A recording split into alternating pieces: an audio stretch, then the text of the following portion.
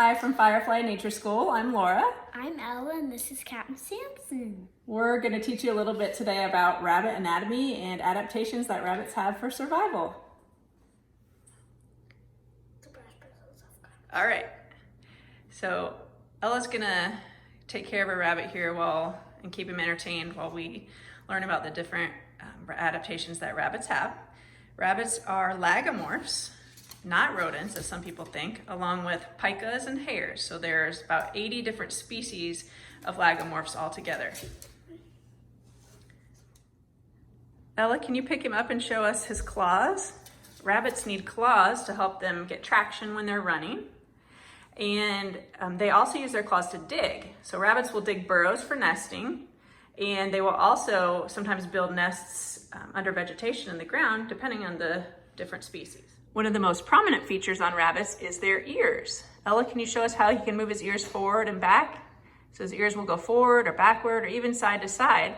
Rabbits can move their ears around to basically catch sound waves coming from predators, and that can help them to stay safe so they know when a predator might be coming. All right, so we can look at his feet now. We got a good view of them. You can see their front feet are tiny compared to their back feet. Their back feet are very long and their back legs are very powerful. This will help give them a good jumping start when they run so that they can get away from predators out in the wild.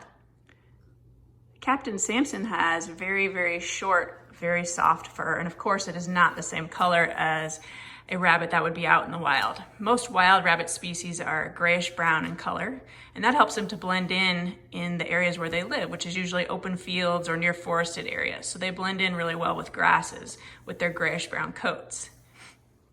Rabbits have large eyes located on the side of their head, and they're in there, and that helps them to be able to see almost directly in front of them, all the way around to almost directly behind them. So they can see a good field of vision, and that helps them to spot predators. And their little rabbit noses are always twitching, so they have a pretty good sense of smell as well. Well, hello, Captain. Rabbits are usually most active at dawn and at dusk, times when it's not really bright out, so they can hide a little bit more easily, and it makes it harder for them to be spotted by predators. And at those times, they're going to usually be feeding on grasses and clovers mostly, and then sometimes other plants. Ella, what do you have for him to snack on today? Today we're going to feed him one of my rabbit's favorite food, strawberries. Now we don't often feed him a lot of sugary foods. Why is that? Like humans, he can get cavities too. Rabbits have teeth for eating plants, and they have incisors, which are the front teeth, that are a little bit different from rodents. Lagomorphs, like rabbits, have two sets of incisors on the top. Well, one set of incisors, and then there's another set behind them called peg teeth.